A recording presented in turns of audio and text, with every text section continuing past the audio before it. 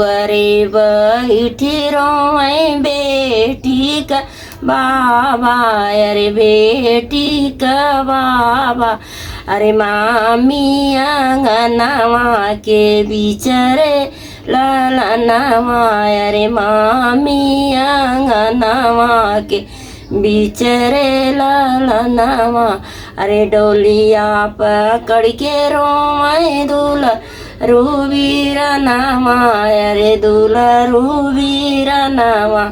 अरे आज बहिनी हो जाइए पराई रे लाला नामा, अरे आज बहिनी हो जाइए पराई रे लाला नामा,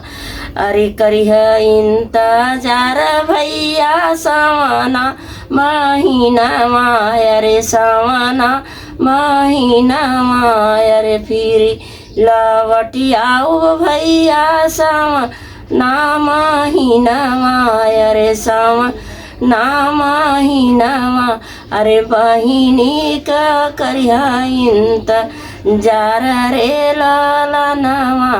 अरे बहिनी का करिहा इंतजार रे लाला नामा, अरे लिहा ले जानमा भैया एकई को खिया, अरे एकई को खिया,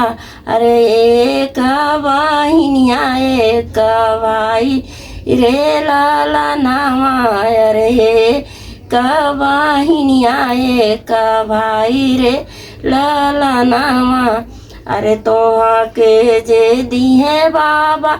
घर से दुअरवा, अरे घर से दुअरवा, अरे हम के जे देश से निकाली रे ललनवा, अरे हम के जे लिखल पराई रे ललनवा,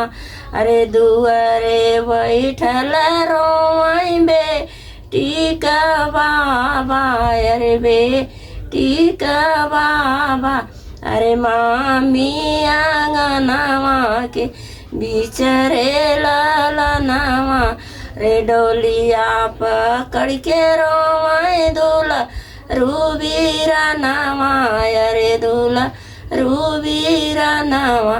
अरे आजा बहिनी हो जाइए पराई रे लाला नामा, रे आजू बहिनी हो जाइए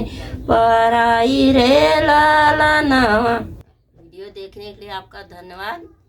मेरे वीडियो को लाइक सब्सक्राइब करो।